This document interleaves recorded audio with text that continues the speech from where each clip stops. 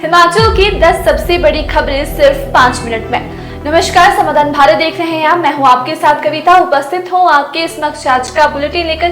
क्या कुछ रहा प्रदेश भर में खास, आपके समक्ष इस बुलेटिन में साझा करने वाली हूं। तो आइए नजर डालते हैं आज के बुलेटिन पर। शुरुआत करेंगे आज के मौसम से।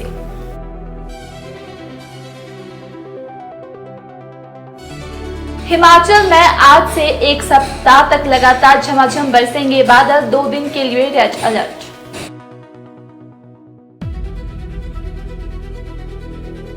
आखिर क्यों है स्मार्ट मीटर की जरूरत, उपभोक्ता को जानने का अधिकार। कुल्लू नगर परिषद की नई टीप, नैनी शब्द, कुल्लू को कूड़ा मुक्त और स्वच्छ बनाने का संकल्प।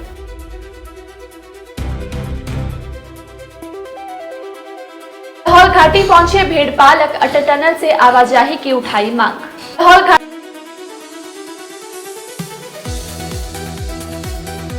विकास के दावों की पोल, दुर्गठी पंचायत में बीमार को पालकी से ढोने को मजबूर ग्रामीण।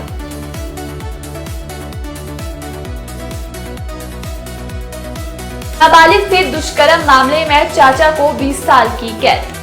नाबालिग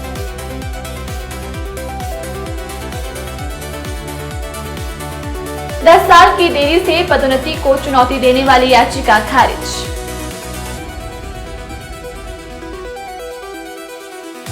राष्ट्रपति दरबार पहुंचा हिमाचल राष्ट्रीय राजमार्ग टोल का मुद्दा।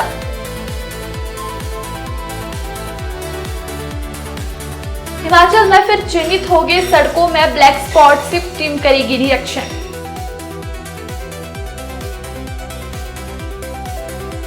हिमाचल में पानी जैसा शुद्ध होगा दूध, एआई प्यूरिफायर से अलग होंगे यूरिया। अब खबरें विस्तार से।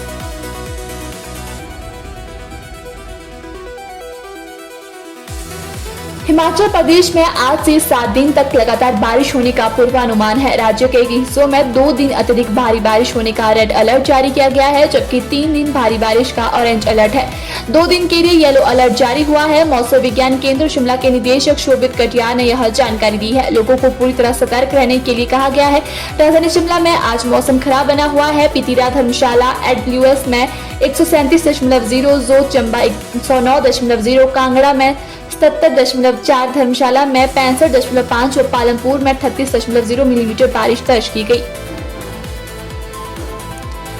स्मार्ट मीटर की पूरी लागत उपभोक्ताओं से ट्रैफिक के माध्यम से वसूली जाएगी, इसीलिए उपभोक्ताओं को यह जानने का पूरा कानूनी अधिकार है कि आखिर इन मीटरों की आवश्यकता क्या है, इन्हें किस तकनीकी आधार पर लगाया जा रहा है और स्वीकृत लागत से कहीं अधिक राशि पर ठेका क्यों लिया गया। यदि तकनीकी दृष्टि से मौजूदा डिजिटल मीटर पर्याप्त है तो उपभोक्ताओं पर अनावश्यक आर्थिक बोझ डालकर स्मार्ट मीटर लगाने के लिए दबाव क्यों बनाया जा रहा है। इन्हीं गंभीर प्रश्नों को लेकर शनिवार को उपभोक्ता कल्याण मंच द्वारा होटल हमीर में स्मार्ट मीटर योजना के संबंध में एक पत्रकार वार्ता आयोजित की गई। इसमें मंच के मुख्य संरक्षक, पूर्व आईएएस अधिकारी जेएम पठानिया, संयोजक कुलदीप सिंह खरवाड़ा, सह संयोजक एडवोकेट सुरेश राठौर, महासचिव जैक धीमान तथा विद्युत बोर्ड पेंशनर्स फोरम के जिला महासचिव विजय शर्मा उपस्थित रहे। नगर परिषद कुल्लू की नवनिर्वाचित अध्यक्ष आशा ठाकुर और उपाध्यक्ष शालिनी रॉय ने आज एसडीएम कुल्लू से पद एवं गोपनीयता की शपथ ली। शपथ ग्रहण के बाद अध्यक्ष आशा ठाकुर ने कहा कि उनकी पहली प्राथमिकता कुल्लू शहर को स्वच्छ और कूड़ा मुक्त बनाना है। साथ ही आवारा कुत्तों और बेसहारा पशु की समस्या का भी समाधान किया जाएगा। जनजातीय जिला लाहौल घाटी में भेड़पालकों ने आना शुरू कर दिया है। मैदानी इलाकों में ज्यादा गर्मी होने के कारण भेड़पालकों अब निचले इलाकों की ओर रुख कर दिया है। भेड़पालक अमूमन हर साल जून में पहाड़ी इलाकों में रुख करते हैं, लेकिन इस साल बरसात के कारण भेड़पालक देरी से पहुंचे। भेड़पालक करीब 4 से 5 महीने अपने घर परिवार से दूर बैठते हैं। बरसात और बर्फबारी होने से कई कठिनाइयों का सामना करना पड़ता है। कई दिनों तक भूखे भी बैठना पड़ता है। ज्यादा बरसात होने के कारण भेड़पालकों का हर साल की भेड़ बकरी कलजाशों से चट्टान खिसकने से मर जाते हैं। अब भेड़पालकों ने सरकार से विनती की है कि रोहतांग दर्रे होकर भेड़ बकरी मर जाते हैं और उन्हें अटल टनल में अपनी भेड़ों को ले जाने की मांग की है। चंबा जिले के जनजातीय क्षेत्र भरमौर की ग्राम पंचायत दुर्गठी में सड़क सुविधा के अभाव ने विकास के दावों पर सवाल खड़े कर दिए हैं। वार्ड नंबर 4 में एक बीमार बुजुर्ग को एम्बुलेंस गांव तक न पहुंच पाने के कारण ग्रामीणों ने चारपाई की पालकी बनाकर कई किलोमीटर पैदल मुख्य सड़क तक पहुंचाया। ग्रामीणों का कहना है कि वर्षों से सड़क निर्माण की मांग कर रहे हैं, लेकिन आज भी बुनियादी सुविधा से वंचित है। उन्होंने प्रशासन से जल्द सड़क निर्माण कर क्षेत्र के लोगों को राह देने की मांग की है। कांगड़ा जिले की फास्ट ट्रैक पॉक्सो कोर्ट ने नाबालिग से दुष्कर्म के मामले में आरोपी चाचा को दोषी ठहराते हुए 20 साल के कठोर कारावास की सजा सुनाई है। अदालत ने दोषी पर 15,000 रुपए का जुर्माना भी लगाया है।